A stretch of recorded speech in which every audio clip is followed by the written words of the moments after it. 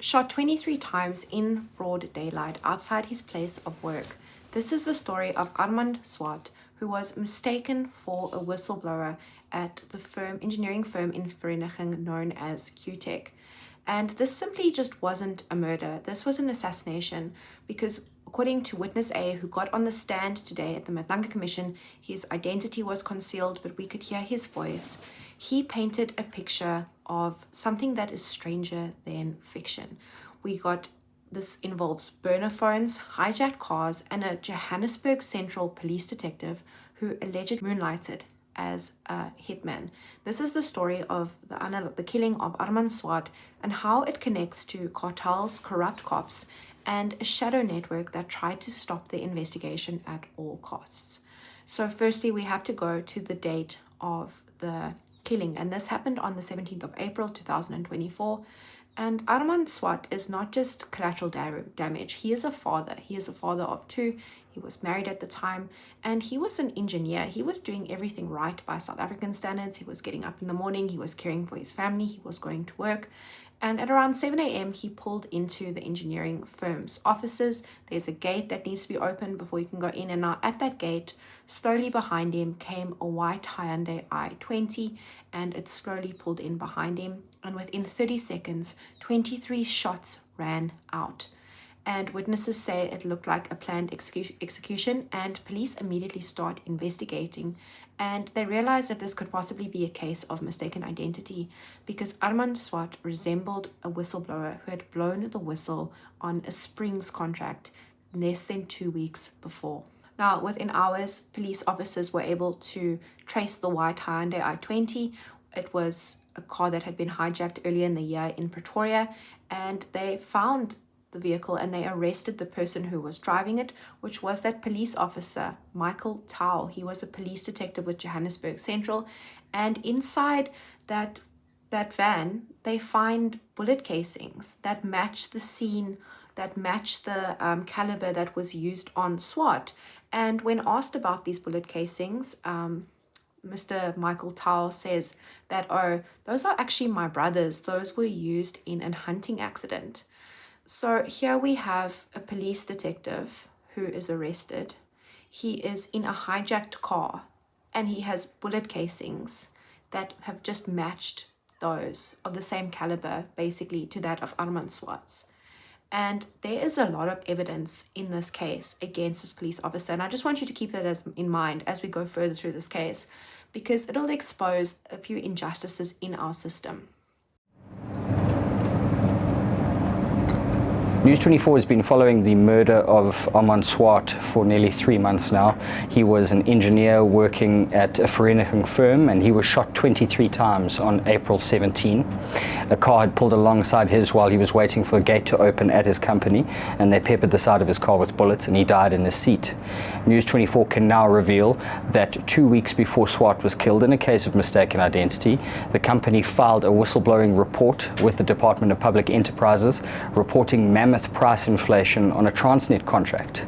It turns out that this company is an original manufacturer of locomotive parts, and they picked up price discrepancies in products that they'd sold onto a middleman who was contracted with Transnet.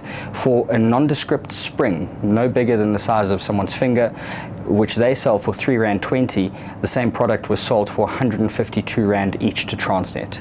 The net effect of this is that what should have been a R25,000 contract morphed into a R1.2 million contract, and 2 weeks after reporting this discrepancy, Swartz was gunned down. In this case, the police were quick to act, and on the same day that Swartz was killed, they arrested 3 men, amongst them a 30-year veteran police officer attached to the Johannesburg Central Detective Branch.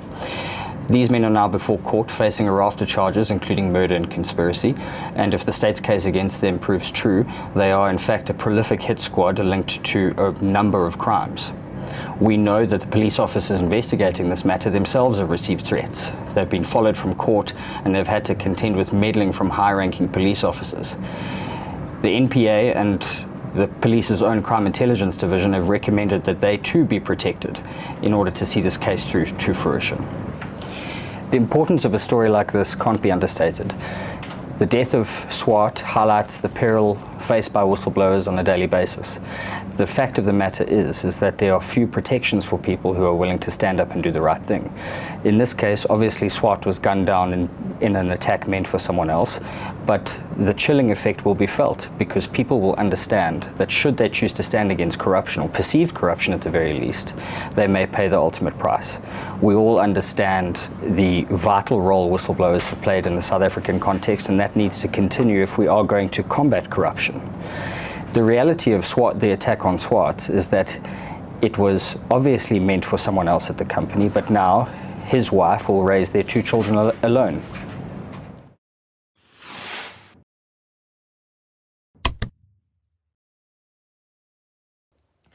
So enter witness A. Witness A is a career police officer. He joined the force in 2008, and he engages in the suspect, Michael Pule Tau, who is a career policeman himself, who is established at Johannesburg Central. And Tau claims that those cartridges, those are his brother's cartridges. They were used in a hunting trick. It's got nothing to do with that murder that just happened, even though I'm in that hijacked car. And witness A later says if Tau wasn't arrested within hours, because he was arrested very quickly after the murder occurred, because they had that CCTV footage of the car coming behind Armand Swart's car, then those cartridges would have disappeared and the link would not have been there.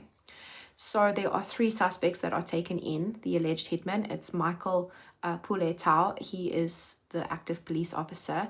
Then with him in the car was Musa, Kekana, and he is the suspected logistics man. And then the 3rd person was arrested at an engine garage nearby, Tiego, Floyd, Mabusela. Now, he had a gun and a burner phone with him, and that burner phone was being used to communicate with another burner phone that was found in the car with Michael Tau.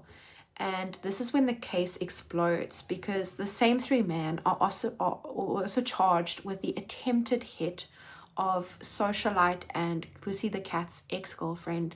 These springs that are manufactured for R3.20 are being sold to a middle company known as SKK Group, which belongs to KT Molefe, and SKK Group is selling those strings onto Transnet for 152 Rand per spring.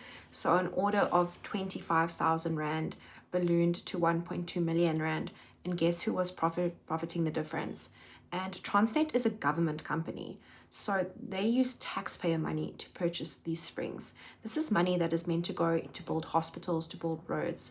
And this is where the rot runs deep, because 5 days before the murder, Michael Tau receives a 119-second call from KT Molefe, and CCTV catches Tau driving to KT Molefe's house in a Hyundai 120, that car that is later identified to be stolen and used in the assassination. Now, a day before the killing, Tau receives another call from Molefe at 4:30. There are also WhatsApps going between them where Tau asks for the person's name and cell phone number who is the target, and it is being sent on to him by KT Molefe. They name the engineering firm, they name the intended target, and they also give them the cell phone number, so they have access to this person's cell phone details, which if you have access to someone's cell phone number, you can track where they are. I'm not saying that technology was used in this, I'm just saying this is one of the resources that police have at their disposal to track suspects, is through their cell phones and pin their locations down. Now, at the day of the murder at around 7 a.m., Swart is executed, and 8 a.m. witness A confirms that a white Hyundai pulls in to Musa Kekana's property. The killers had left their normal phones in queue. They had turned them off, and only the burner phones had been used during that hit, which is a professional hitman tactic. And afterwards, while they're busy investigating the murder, witness A receives a call from witness B, then saying that General Shabiri, who is the head of the Hawks, wants to see us. He says that the people who are involved are very dangerous and we need to protect ourselves. So at the meeting, there is talk of 3 envelopes from General Shabiri, and these are all allegations against him. And there by witness A, and General Shibiri must also come and explain himself before the Matlala Commission. A police officer investigating the murder of engineer Armand Swart has told of how 2 burner phones were used to conceal cell phone data after Swart was killed in Vereeniging. Swart was shot 23 times while arriving at work in April 2024. In his testimony held on camera, witness A said those linked to the murder ensured they covered their tracks. Newsroom Africa's Zianda Ngobo is following proceedings at the Bridget Mabanda Justice College in Pretoria and joins us now live for more. Clearly, Zianda, I mean, the murder of engineer Armand Swart has opened a Pandora's box. That's right, Vuyo. So starting from this morning, it is the murder of that Vereeniging engineer that we start the story and eventually get to this intricate web that involves senior police officers. So witness A started off by telling us that it was when they were called to a scene, not necessarily Armand Swart, but in Bramley, where this story begins. It involves Katiso Katie Molefe. It involves a senior police officer, Michael Pule Tau, an alleged hitman, Mabusela, and one Musa Kekana, whose house seemed to be a site for the exchange of vehicles. That was early in the morning. Now we then move on to the part where now this team that Witness A forms part of, which is the organized crime unit, that they get to start investigating these matters. There are 15 cartridges that are seized from the scene in Bramley that eventually gets linked to the murder of Armand Swart. And it is during this investigation stage then, Vuyo, that witness A says there was a call that he received from one General Richard Shibiri, who invited them to a meeting to talk about the investigations regarding Armand Swart, whom we know eventually also linked these very suspects I've mentioned to the murders of DJ Somebody and DJ Vintos, that Shibiri asked the members of this team to have a meeting with them. It was at this meeting, Vuyo, where a bribe, it seems, and as interpreted by witness A, was solicited. Remember those 3 envelopes that Mkwanazi mentioned, that there'd be an envelope to bribe the magistrate, there'd be another one to bribe the prosecutor, and another one for the investigators on the team. Now, witness A says there were senior police officials in that meeting, which include Major General Richard Shibiri, and they talk about how this became a strange moment for them. Listen to what witness A had to say about being in that meeting. He termed it as there were 3 envelopes flying around that were on offer for the suspects to get bail. He said one envelope will be for the investigating officers, the other one will be for the magistrate, the last one will be for the prosecutor. And then by envelopes, we understood him to mean money, even though he didn't say money, but he said there is 3 envelopes flying around to make sure that these people get paid. Now, witness A, when General Shibiri, when General Mkwanazi testified, he spoke to a senior person who informed the investigators that there were 3 envelopes. Was he referring to, do you know if he was referring to General Shibiri? Yes, my understanding is that he was referring to General Shibiri, because in this investigation, when you take the mentioning of 3 envelopes, it only appeared in the meeting that we had with General Shibiri. And by the way, we reported it to our commanders.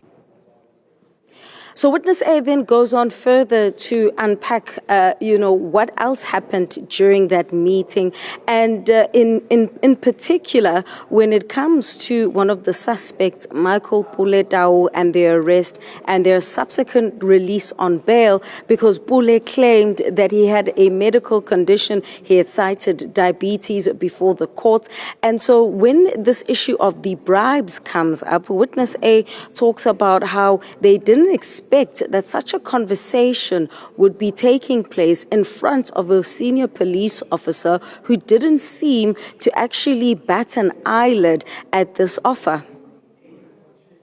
I would not expect our senior to even have this conversation with us, but if he was going to, it would be to advise us not to take any bribes that we may be offered in exchange of compromising the investigation. He did not do so.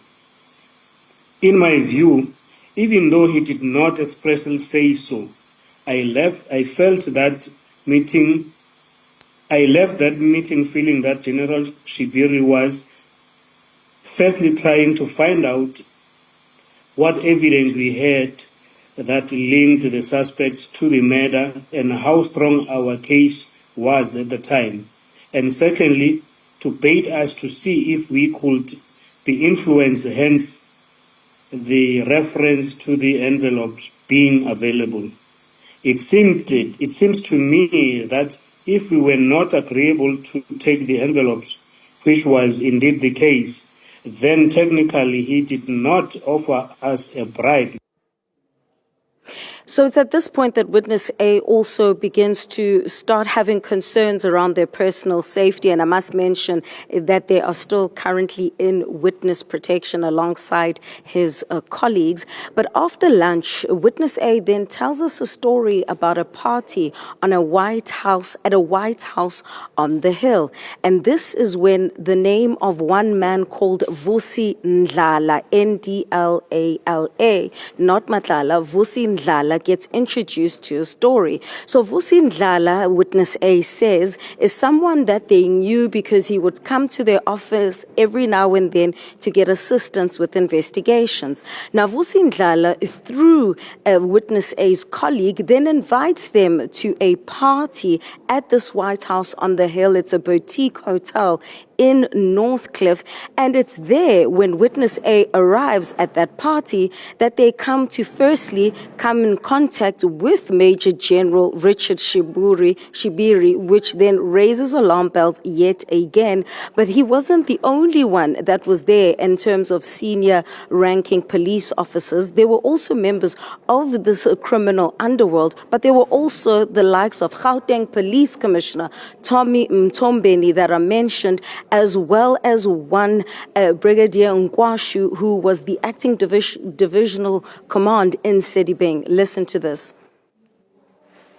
Now the colleague called me at around 21:30 that evening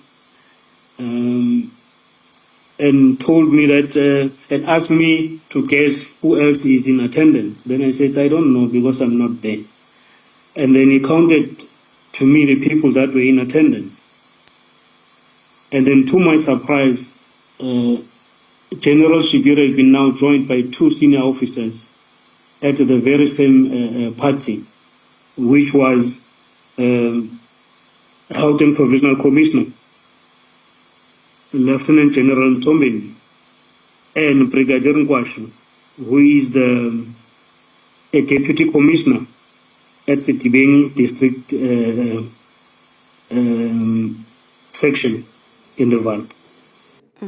And so the story of the acting district commissioner of police in Sedibeng, that being Mbangwa Nkwashu, becomes very interesting as well, Vuyo, because the Sedibeng municipality is the one in which the Val falls under, and it is in the Val where Armand Swart was shot and killed in that hail of bullets. And so witness A has been unpacking this web, it would seem, and the discomfort that they experience at different points in their investigation insofar as how far up this goes. In fact, he goes on to talk about how it was after that party that they decided to also report, to the highest commanders within their structure, having realized that there might be a challenge there. He also then talks, just before ending off his testimony, about the moment at which then they are supposed to receive that 24-hour police protection. And this is where proceedings ended off this afternoon, Vuyo. Ziyanda Ngobo, who of course has been keeping an eye on the Matlala Commission proceedings, and the commission, of course, has adjourned for the day, and proceedings will resume tomorrow morning, and Ziyanda Ngobo will be there, of course, to bring us, to bring it all to us. But we've heard about these 3 envelopes before. They were mentioned by General Kanasi. There is one for the investigating officer, there is one for the magistrates, and one for the prosecutors. Now, if these envelopes contain money, we do not know, but what we do know is that General Shabiri sort of makes witness A feel sus about this whole thing. And a week later, he receives a party invitation. And at the party, he sees this man known as Vusi Matlala, and General Shabiri is also there. And General Shabiri says that, talks to them a little bit, and they explaining, Vusi Matlala is explaining to him how dangerous Kat is, how dangerous Katie is. And Katie Molefe moves with cartels, you have to be careful with him.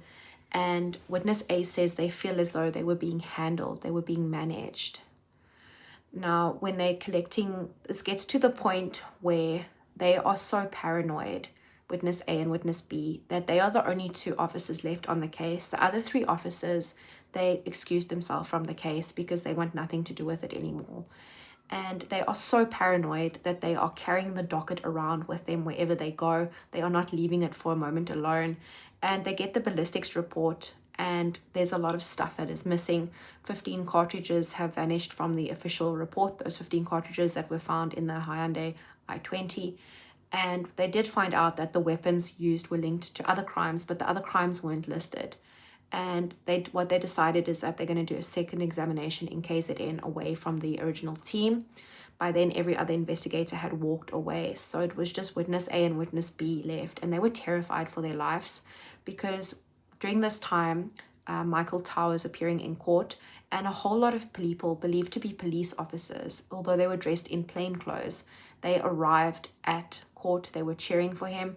They were taking photos of witness A and witness B, and they allegedly followed them and tried to run them off the road.